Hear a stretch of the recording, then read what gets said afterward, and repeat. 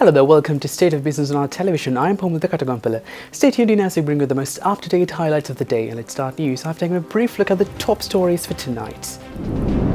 Construction commences on the East Container Terminal. NADB plans its AGM in Colombo, officials announce. And now news in detail. Construction work at the East Container Terminal commenced today. Speaking at the event, Minister of Ports and Shipping Rohitha Gunawardena stated that the Western Terminal will open in 2025. The SLPE chairman, Captain Nihal Kapitipol, expects mega vessels to be the future. He expressed these views at a government media conference held yesterday. 80% of the world volume of shipboard containers are dominated by the three major alliances, that's the 2M, Ocean Alliance and the Alliance. These having the mega ships in them, in their portfolios. And look at the order books. For the next 1 or 2 years, they have ordered over 270 ships of over 10,000 capacity TEU ships. So they are large vessels which are going past this area. And if you look at the order book further, you'll see there are less than 7,000 TEU ships are a lot of it, but between 7 and 10, there's hardly any. That shows that there are no feeder vessels, only feeder vessels and mega lines which will be built in the future. So that means Sri Lanka is in the ideal place to become the hub of Southeast Asia, being the feeder nerve center for Southeast Asia. And no main line will deviate from the east-west shipping route because of for various operational costs and daily operational costs. Prime Minister Mahinda Rajapaksa said that all prior actions in relation to the Colombo port were taken with the goal of establishing Sri Lanka as a major shipping hub in Asia. The Prime Minister made these comments today at the event marking the commencement of work on the East Container Shipping Terminal. අපිට ඒ දවෝනය කළේ මේ රට නාවික කේන්ද්‍රයක් කරන්න. වරාය ගොඩනැගීම මගින් අපේ රට ආසියාවේ ප්‍රධාන බලවත් රටක් හැටියට ඉදිරියට යන්නයි අපිට අවශ්‍ය වෙලා සැලසුම් කරේ. අපි තවමත් එදා තියපු බලාපොරොත්තු අතහැරලා නැහැ. එදා මා යටතේ හිටපු වරාය රාජ්‍ය ඇමතිම තමයි මම විශ්වාස කරන්නේ ආදත් ඉන්නේ. උතුරේ වශයෙන්. දැන් එතුමා වරාය ඇමති. එදා වරායට තිබුණු බාධා ගැන හොඳට දන්න ඒවට හැම වෙලාවෙම උත්තරයක් දුන්නු කෙනෙක්.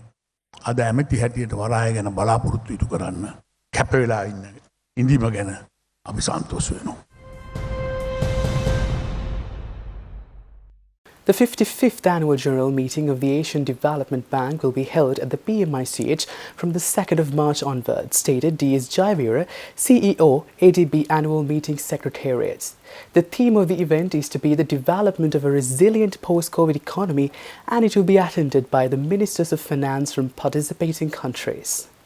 අද මේ පැලසිටීම අපි මූලික කරගත්තේ ආසියානු සංවර්ධන බැංකුවේ 55 වෙනි වාර්ෂික සමුළුව 2022 වර්ෂයේ මේ මාස 2 වෙනිදා සිට 5 වෙනිදා දක්වා කණ්ඩායමනායක සම්මතන ශාලාවේදී සිද්ධ වෙනවා. මේ පරිශ්‍රයේදී අපි මේකේ තේමා වශයෙන් අරගෙන තියෙන්නේ හරිත ආර්ථිකයක් ඒත් එක්කම කොවිඩ් වලින් පසුව මේ හරිත ආර්ථිකයේ සංවර්ධනය ලබා ගැනීම අපේක්ෂාවෙන් තමයි මේ කෙරෙන්නේ. ඒ නිසා මේ පැලසිටීමේ ව්‍යාපාරයෙන් අපි බලාපොරොත්තු වෙනවා කාබන් රිඩක්ෂන් එකක් ඇති කරගන්න. මේකට රටවල් 68ක බෝඩ් ඔෆ් ගවර්නර්ස්ලා එහෙමත් නැත්නම් අධ්‍යක්ෂක මණ්ඩල සමාජිකයන් සහභාගී වෙනවා. කල වශයෙන් 3000 5000 අතර අන්තර්ජාතික සහ දේශීය සහභාගීත්වයක් අපේක්ෂා කරනවා. කොවිඩ් තත්ත්වය ලෝකේ තිබුණත් දැනට ලංකාවේ තත්ත්වයේ හොඳ තත්ත්වයේ තියෙන නිසා බලාපොරොත්තු වෙන අඩුම වශයෙන් 2000 3000 පමණ අන්තර්ජාතික නියෝජිතයින් සහභාගී වෙයි කියලා අධ්‍යක්ෂක මණ්ඩල සමාජිකයට අමතරව. දැනට මෙහි සභාපතිත්වය 2021 මේ මාස සිට අපේ මුදල් අමාත්‍යවරයා විසින් දරනවා. Stay tuned for more news after the short break.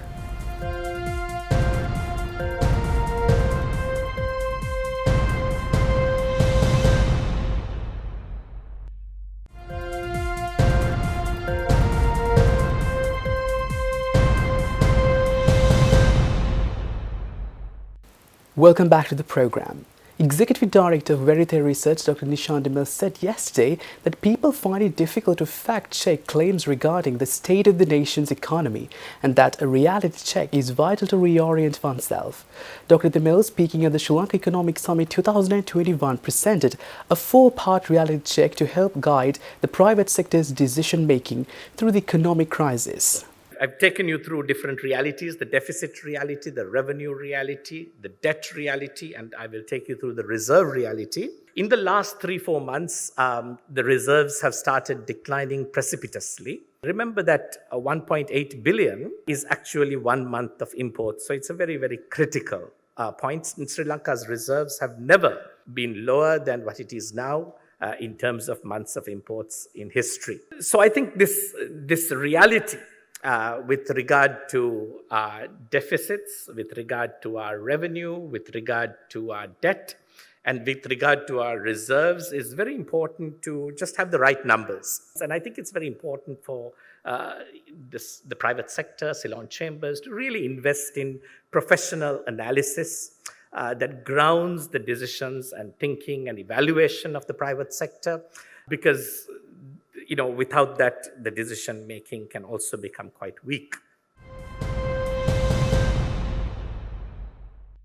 Speaking further at the event, Dr. Demel elaborated that the goal of the state must be to prioritize reduction of the stress felt by the local economy and not payments to foreign debt holders as in the current situation. He presented 4 solutions toward prioritizing the nation over foreign bond holders and other interests, where reserves of $6 to $7 billion are established. The first solution really is to keep interest rates at single digits. The second solution that Sri Lanka needs is to also keep primary deficits under 3% of GDP. The third solution, which I think is perhaps the most important to consider, is that Sri Lanka now, and as I said, we had a path 8 months ago, we don't have that path anymore. Sri Lanka, if you want to reduce the pain to Sri Lankan economy and to Sri Lankans, the best path is to preemptively restructure the debt. If the private sector found a way, the farmers found a way to come together, surprisingly, right? And ultimately ask for a retreat and a reversal of government policy, even though it was too little and too late. I believe the private sector in Sri Lanka is more powerful than the farmers. And if they don't come together to get a significant change in policy, then what happened with chemical fertilizer may be a good study in how things are going to play out. Now, I want to end by saying, I think I'm done with my presentation, that we often criticize the government for going on reverse. So I've heard this thing that people say, reverse, and as if that's a criticism. But in terms of macroeconomic stability, maybe reversing is not such a bad thing. Sri Lanka had a far more stable macroeconomic structure, not even in 2019, but if you get back to 2018. We had a law that gave stability to the taxation. Trading at Colombo Stock Exchange ended on mixed notes today. The All-Share Price Index gained 43.30 points to close at 13,122.95, and the S&P SL 20 dropped 21.73 points to close at 4,497.21. The turnover was 7.7 billion rupees and over 317 million shares were traded. Coming up next are Forex rates.